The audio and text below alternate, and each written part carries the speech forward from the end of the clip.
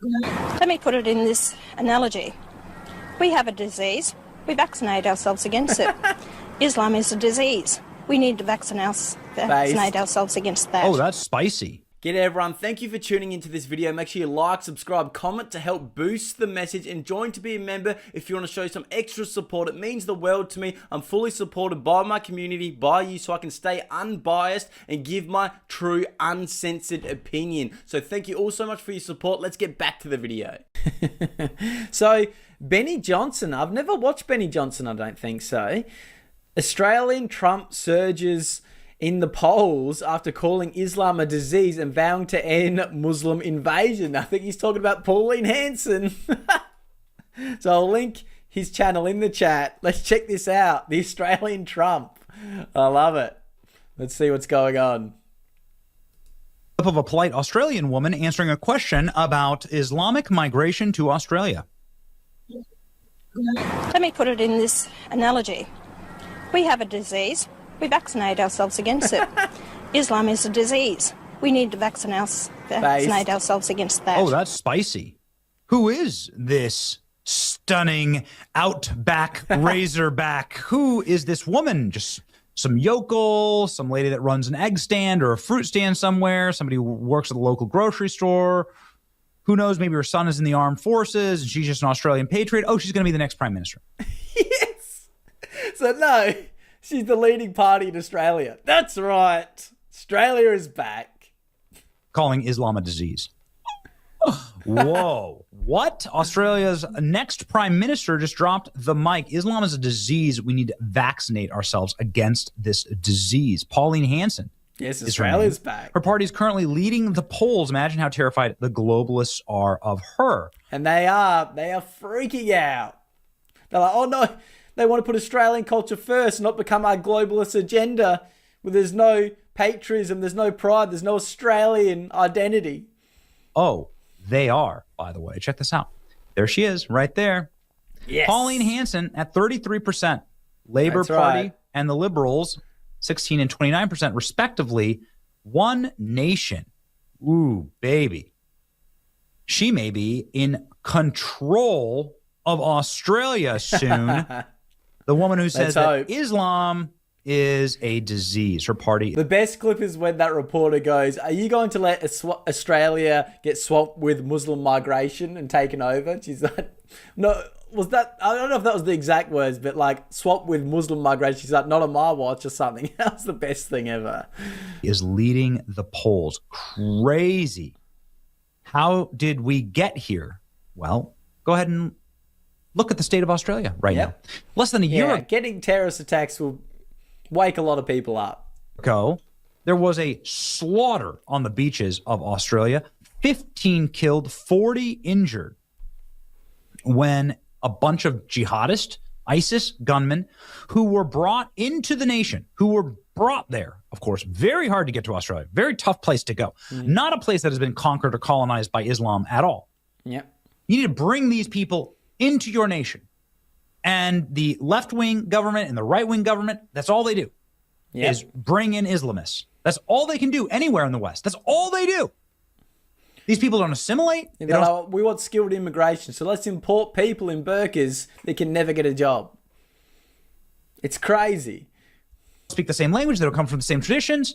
What's going on here? Well, it's been horrible for us. There's been 15 different terrorist attacks in Australia since they opened up their migration policies.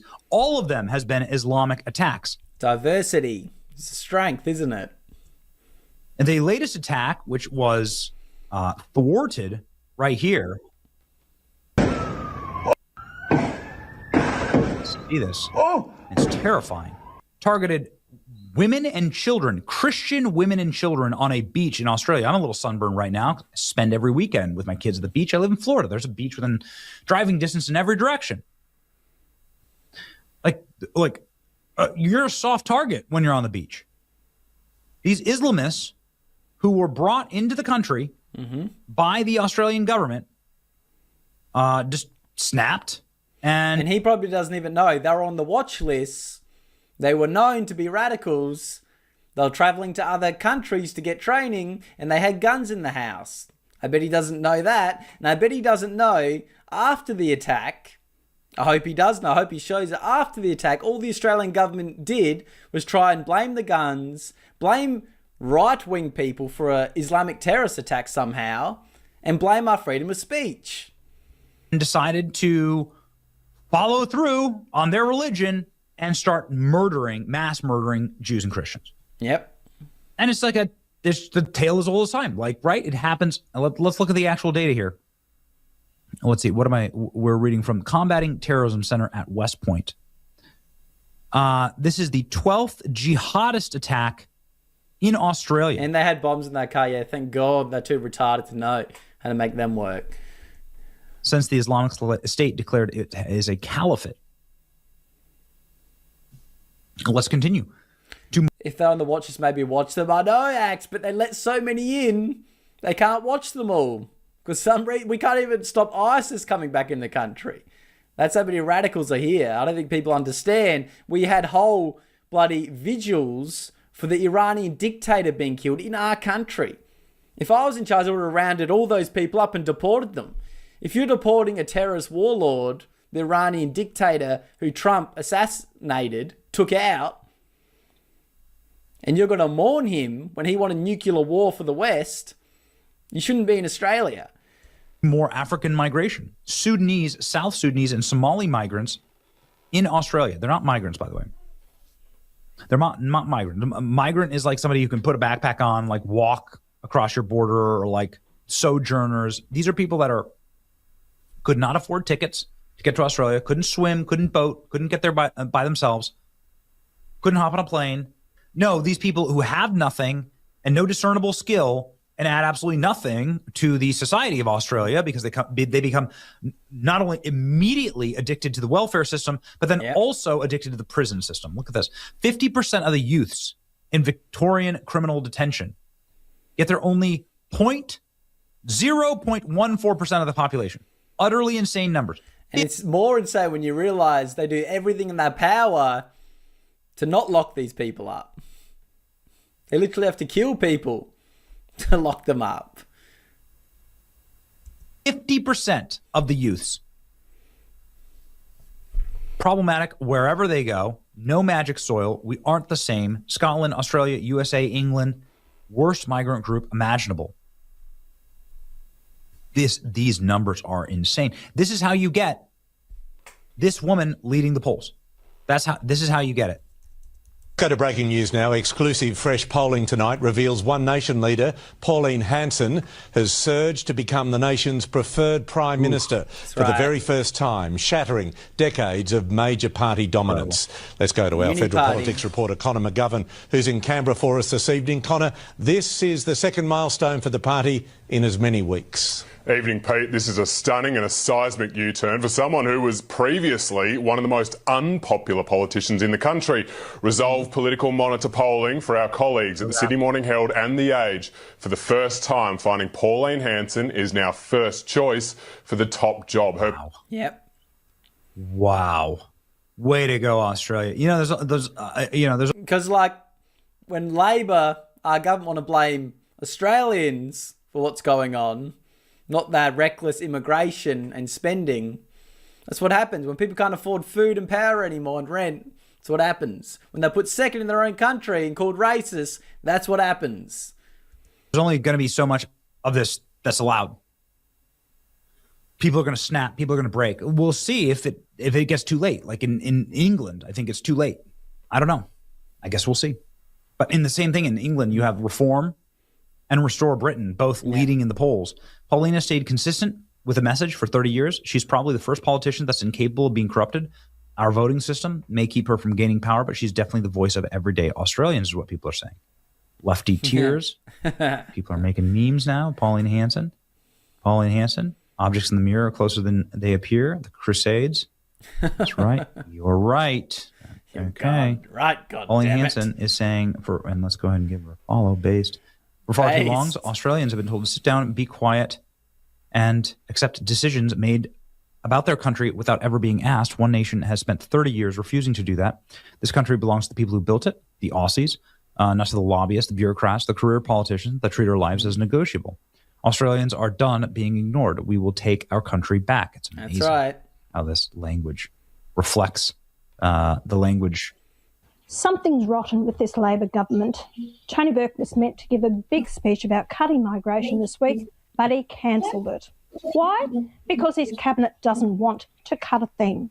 And Pauline just did a post, I think it was today even, or might have been last night, about how Tony Burke is still trying to immigrate another million people or more, because Labor are panicking. They want to rush to give many people as they can citizenship to vote for Labor. It's going to destroy the country. Here are the facts. Labor has brought in more people than any time in our history. 1.5 million in just 4 years. That's double the population of the Gold Coast and triple the size of Tassie. Yep. Labor has destroyed our borders before. Albanese was Deputy Prime Minister while Burke was Immigration Minister. The last time illegal migrants swamped our borders. Yep. The same two men. And we saw in Spain what happens when a country cannot control its borders. Now Burke is fighting his own cabinet, the unions and the Greens. He wants to look like he's cutting migration. But so she's just like these firm anti-migration good. Yep. This is winning across the globe. England, America, 50,000 young Muslim men. Because any country that's had mass immigration, it's just gotten worse, not better. I think some ones in the chat. If every single fucking country that's had mass immigration has gotten worse, diversity isn't a strength, unity is. Monoculture, one culture, Australian culture. If you're going to have mass immigration, tell people not to assimilate, your country will fall apart because it has no identity. They become the globalist agenda of the UN, and that's what they freaking want. Benny is one of the biggest YouTubers in the world. That's good, Baz. Yeah, he's good. I like him. He's doing good. Yeah, this video alone has nearly 100,000 views in 14 hours. So it's good. Good getting the Australian message out there. We're in the fight. Thank you so much, mate. Swamp, a Spanish territory. More people talking about this, the better. We have a significant job ahead of us to ensure those boats don't end up back here in Australia. Ooh. Ladies and gentlemen. Based. It's amazing to see. Pauline Hanson once warned, we are in danger of being swamped by Muslims who bear a culture and an ideology that is incompatible with our own. True. It looks like she's going to be Australia's next leader. Podiums. It's about belonging, respect, and culture of being swamped by Muslims who bear a culture and ideology that is incompatible with our own. I love my country, culture, and way of life. My pride and patriotism was instilled in me from an early age when I watched the Australian flag raised every morning at school and sang the national anthem. You know, she kind of has the same hair color as Donald Trump.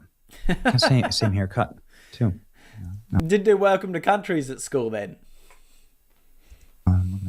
I had no idea about this politician. Now I do. Now you do. It's important to fight with our brothers and sisters, nationalists and populists across the world that wish to save the West from something that is completely foreign, Eastern, and poisonous to our nations and deadly. And so pray for Pauline Hanson. And man, there are good trends and good signs and bright lights if you know where to look all across the globe, ladies and gentlemen. Keep fighting.